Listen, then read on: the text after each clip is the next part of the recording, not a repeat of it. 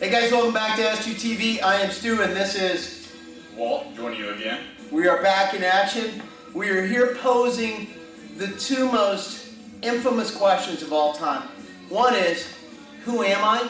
And the second is, how much do you bench?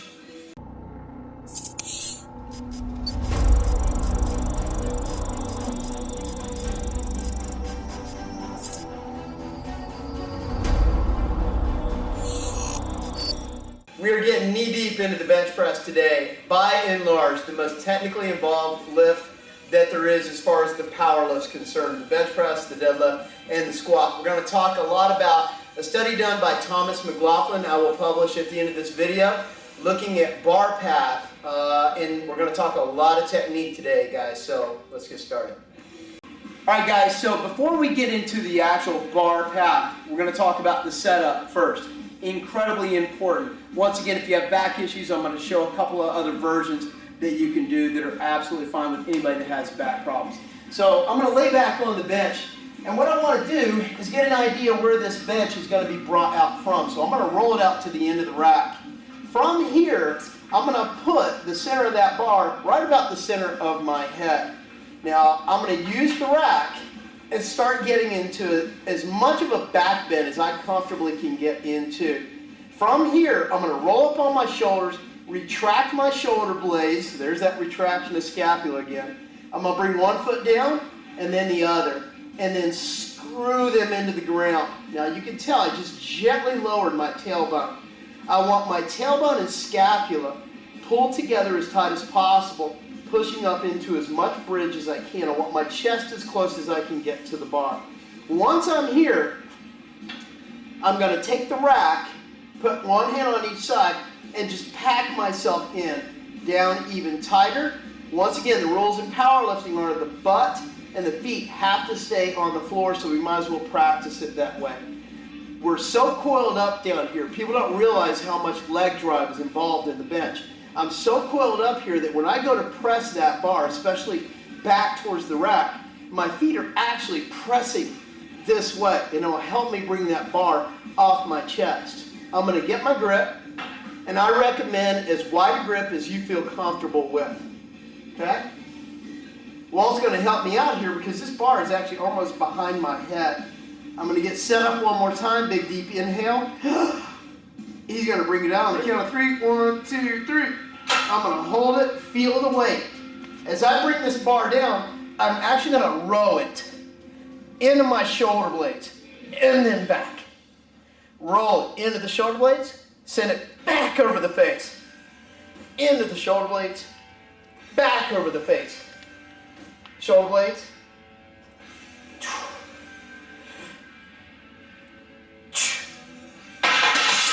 That's the setup, and we'll talk a little bit more about the bar path. Okay guys, so by now you're starting to realize there's a lot of components to this lift.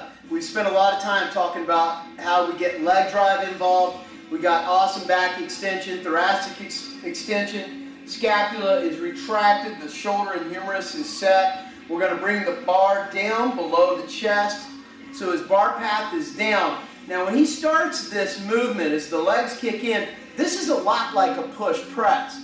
He's kind of shifting that weight back towards his face. But once it comes in, that's your chest and anterior head. When he gets about halfway into this movement, he's going to bring it back, bring it down to halfway, Walt. Once he gets about halfway, that bar should be sitting right on top of his shoulders. This is going to create a more true bar path.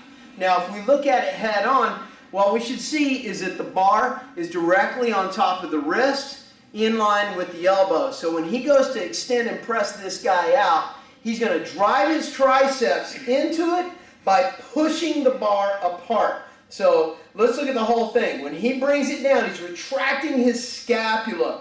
He's pulling the bar down into his shoulder blades. He's loaded. He's going to push it back towards his face, halfway into it. It's in line with the shoulder, and then he's going to extend his triceps out and push the bar apart. So let's actually see this in real time, Walt. Set it down. Let's do it. All right, so we're going to walk through this thing. Come on back, Walt. Lay it on back. Walt's going to bring his feet up.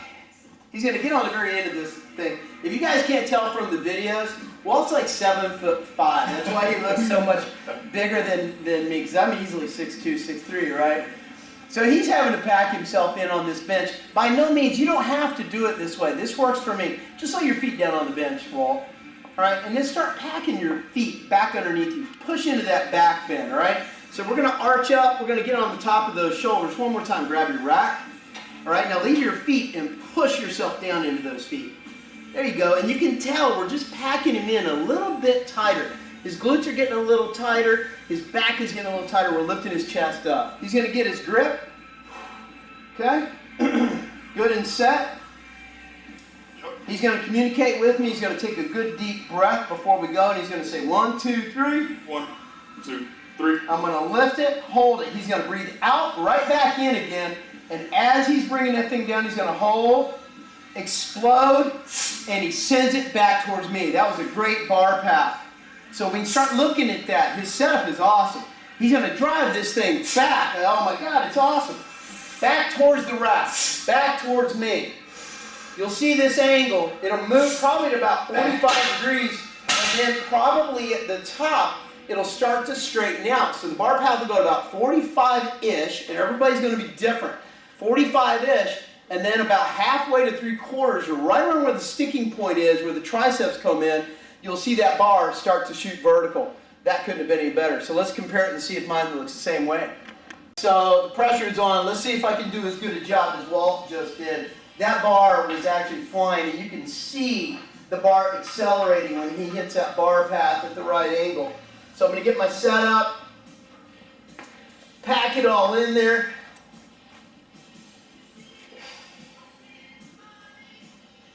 Get my grip. 1, 2, go.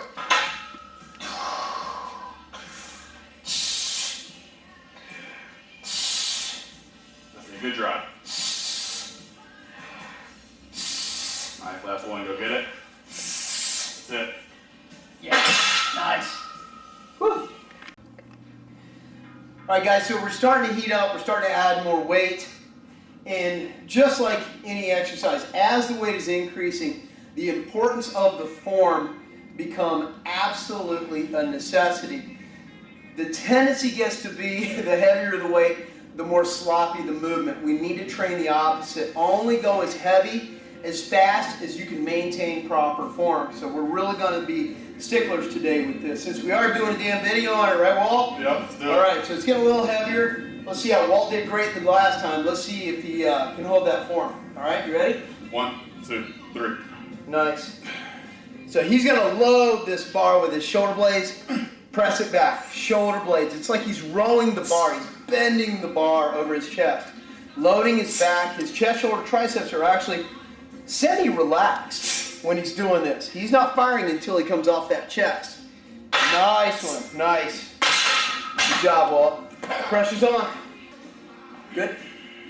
So one of the things that we've been working on with Walter is he's got some T-spine extension. He's got some issues going on with that scapula, and we're seeing it translated into all the movements. As this bar is starting to go up, what we're going to see is that that shoulder is going to start coming up and out. Now, a lot of guys complain about the bar coming off the chest, the first sticking point coming off the chest. I'm going to argue that this is not a strength issue, this is a scapular retraction issue. He can't stabilize it in his shoulder. So the more he gets these shoulder blades together and gets his humerus set in the right position, the more that bar is going to come, boom, spring-loaded off his chest. So we'll see. He's been working on it a lot, and we'll see as it gets heavier, we'll see if he starts failing, and you'll see this shoulder coming up and out. All right, buddy. Focus on it. 1, Here we go. 2, 3. All right. Got it. It's all you. Drop back. That's nice. Shoulder blades. Don't bounce it. Shoulder blades. I'm just guiding it. I'm not doing anything. Just guiding you back. Back, back, back. Yeah, you can see that shoulder starting to come up. Drive, drive, drive. I want you to hold. Feel the weight. Don't go anywhere. Shoulder blades back. Good, Walt. And down. So you can see as he started fatigue, his first 3 reps were awesome. His shoulder blades were down. He was basically rowing the bar to his chest. By rep 4, he's starting to fatigue. He can't hold that shoulder blade back, and that shoulder is starting to come up and out, and the lift is just about to start to fall apart. So we're going to continue to work on that. Rows, scap retraction, and just awesome, perfect form. Being conscious of that shoulder staying back and retracted through the movement. All right, it's starting to get heavy.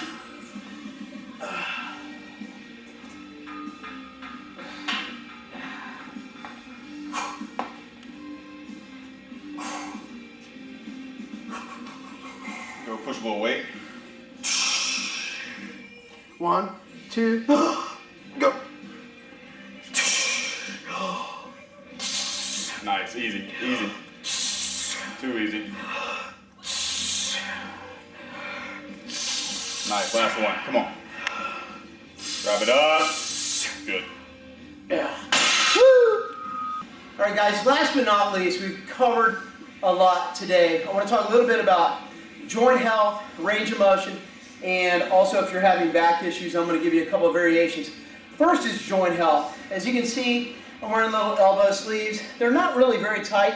They keep my elbows nice and warm, and they give me just a little support. I've battled tendonitis in my elbows since I was 16 years old. So for 30 years, martial arts, a lot of resistance training.